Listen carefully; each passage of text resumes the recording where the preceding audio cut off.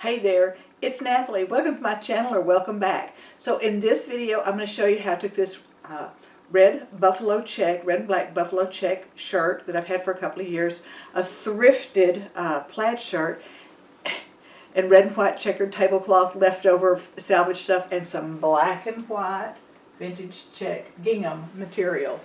So don't go away, and let's go to the cutting table in the sewing room. My first step is to remove the sleeves, and I'm going to cut it really close to that seam line. And, I could have left a little bit of an edge there, and it could have been a little bitty raggedy thing, but I had already made the decision to just cut that really close. That's what I did. Don't cut yourself. And then here's my little thrifted shirt that's underneath. I'm checking to see if this is the look that I'm wanting. And I think so. I'd seen something that was really cute, that was real similar to this. And probably by the time I have done all this stuff, I could have bought it. Anyway, so about taking these stitches off. So that's the way that would feed through a serger. The back side is the loopy side. And so that's what you're going to want is to start on the back side, the finished side.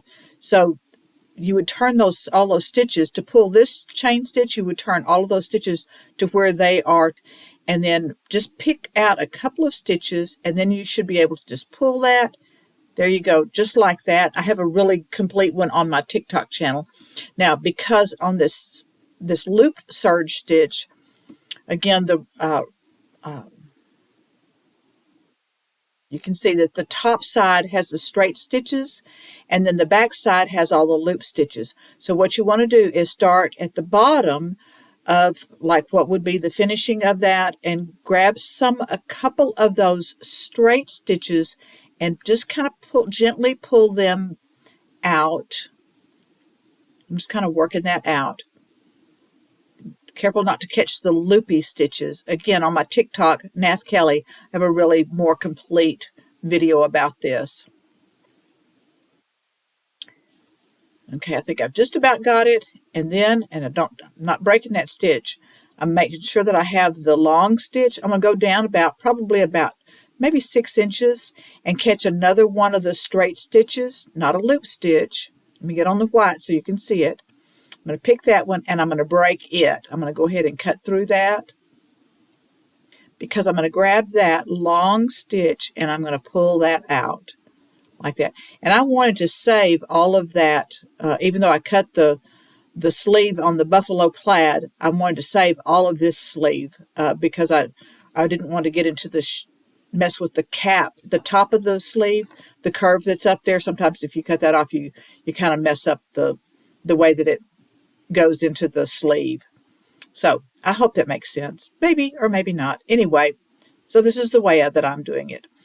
And I want to be sure and tag at least one of the sleeves. This is the right sleeve. I know it's over on the other side as you're watching this. So I've got the buffalo plaid shirt is wrong side up, and then the sleeve is right side out.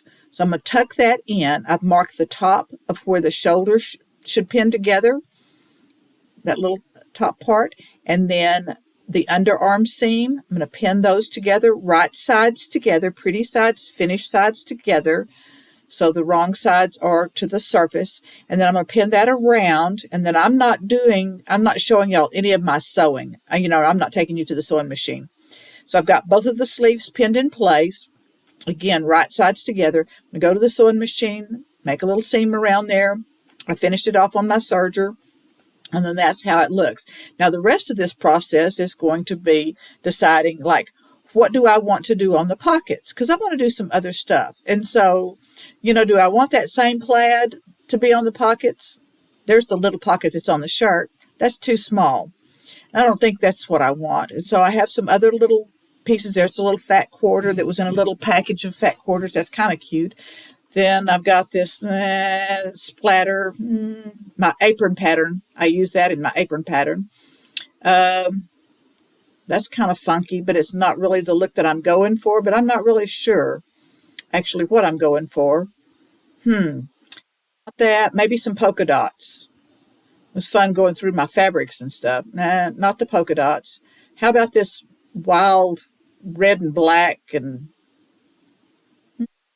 That's kind of cool, but not really what I'm doing. So get into my little slow stitch kits. There's some red and white check gingham, and there is a red and white tablecloth piece. That's what I like. That's the one that I ended up with. And then I had misplaced that piece, and I searched and searched and searched and finally found it in my garage in a tub. Anyway, so now do I want some red lace on there? Probably not. So just pin my pocket all around and kind of line it up with the original pocket because I'm leaving that there. Now, right here, I'm going to pin that flap out of the way so that I can finish pinning this all around, and it'll also be out of the way for whenever I take it to the sewing machine. There we go. Pin it out of the way. Get this pinned all around, and then I'll just do a little straight stitch, and I'm just going to do a single stitch. I'm not doing a double stitch that's like on the original pocket. Get that pinned. I think I'm really going to like this shirt. I hope y'all will enjoy this video. Maybe you'll be inspired to try something too. And what I did is I just adjusted my red stripe to where it was hitting on the black stripe, so it was the same across the length of the pocket there, the length of the shirt, the width of the shirt. Never mind about that. Anyway, I wanted my pocket straight. I didn't want the stripes in the plaid sideways or whomper-jawed. You like that word, whomper-jawed? Okay, so I'm not going to stitch that down. I've got it stitched down. I've got thousands of buttons. Could I find 2 white buttons that I liked? No, I couldn't, and I had to go to Walmart. I love that little red and white one, but I only had one of those. Do I want flaps out? Do I want flaps in? I ended up taking the flap completely off. I've tried on some black lace on that. Not sure about that.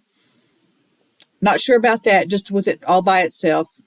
But I didn't put it back up. So I decided on this gingham, this black and white gingham, and I'm going to make me a pattern for that back yoke.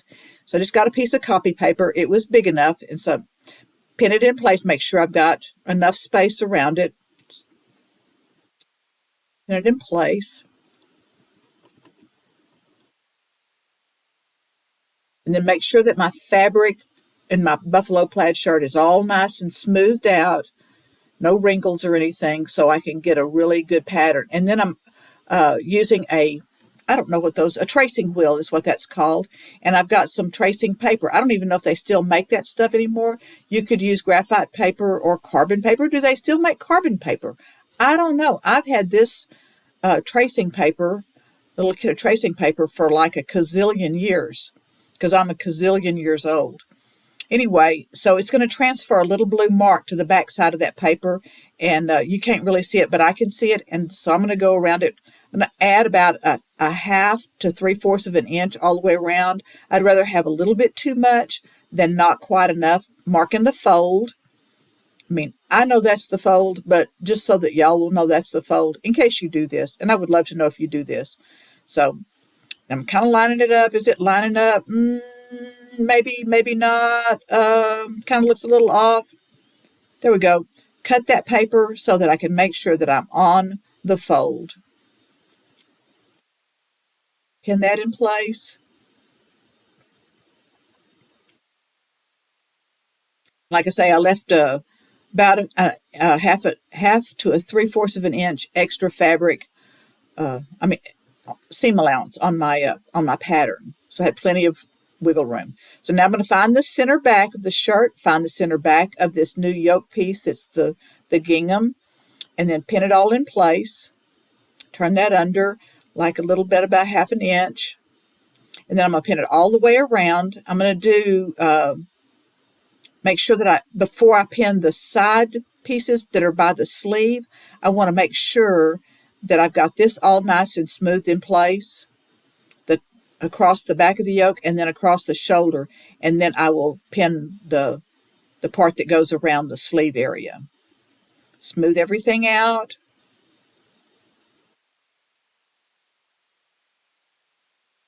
And then to put a couple of more pins just to make sure that my fabric doesn't shift. I don't know if I showed that or not, but anyway, I did. There's some pins, you can see them there. And then I pinned around the sleeve area. And so that I'm going to take it to the sewing machine and do just one row of stitching to start off with. Now I'm going to turn down the collar area, and so I clip in just a little bit. I don't want to clip past where my stitching line is going to be, but just to make that be able to turn a little bit easier. There we go, clip, clip. Make sure I've got my fingers there so that I make sure that I don't go past my seam line on my collar. Turn that under, pin that in place. So then whenever I go to the sewing machine, I do the straight stitch on this part, and then I'm also going to do one more row of stitching, just about a presser foot width wide. So just a little top stitching. I think it just finishes out a little bit nicer. So there it is, all nice and stitched. There's the double row of stitching. And then I decided, now I think I would like the black lace. So I go back and grab my black lace, and I stitch it on by machine, and I didn't show you all of that. And there it is. Thank you so much for watching, for subscribing, for liking, for sharing. Be sure you hit that notification bell so you'll know whenever I upload a new video, and I'll see you next time. Bye-bye.